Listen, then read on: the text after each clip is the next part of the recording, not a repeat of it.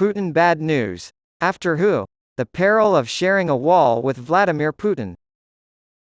Combat zone saunas. You wouldn't necessarily think of it as a catchy fundraising slogan for the Ukraine conflict. It is understandable why Ukraine would request long-range missiles and F-16 fighter jets from its allies. In contrast, saunas? Ilmar Rog, an Estonian filmmaker and humanitarian worker, claims that the Ukrainian military routinely asked for saunas while stationed there. Crowdfunding has allowed Rog to begin production on mobile sauna units for hundreds of Ukrainian troops. Designed to evade Russian artillery, they feature concealed showers and washing machines for military uniforms. Ask an Estonian if you want a sauna built specifically for you. The country has a significant sauna culture. It's not just about staying warm on chilly winter nights, it's also about staying clean and boosting your spirits. Even on recent missions to the Afghan desert and Lebanon, Estonia's armed forces rarely goes anywhere without their trusty mobile sauna. Almost a century ago, when Estonia was fighting the Bolsheviks, the National Railway stationed a sauna train near the front so that soldiers could bathe and disinfect after weeks in the trenches. A frontline commander near Bakhmut told me via FaceTime that the Estonian saunas were a godsend.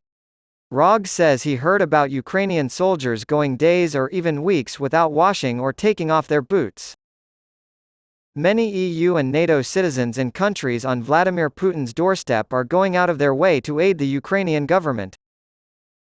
Following World War II, the Soviet Union occupied Estonia, Latvia, and Lithuania for several decades. They say they empathize with Ukraine's plight after the Russian invasion. According to the most recent data from Germany's esteemed Kiel Institute, which has been keeping track of all contributions sent to Ukraine since the start of the war, they have also given or pledged more short-term aid relative to the size of their economy than any other nation, including the US and the UK. Only Norway surpasses them when long-term commitments are factored in.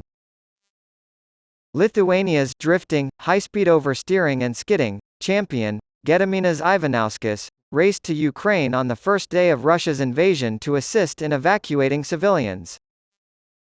When he describes the suffering he saw there, his eyes well up with tears.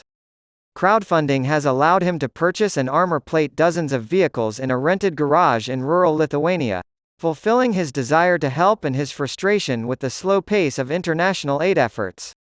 Some of them he painstakingly converts into all-terrain ambulances for the Ukrainian army. However, volunteer sniper Mindaugas Lietuvninkas of Ukraine's International Brigade has other reasons for fighting. He is a proud Lithuanian who thinks he is defending Lithuania by fighting in Ukraine. We need to halt Russia right now. As he packed his bags for another tour on the front line, he told me, in Ukraine. If Vladimir Putin is ultimately successful against Kyiv, Lietuvninkas fears the Baltics could be next.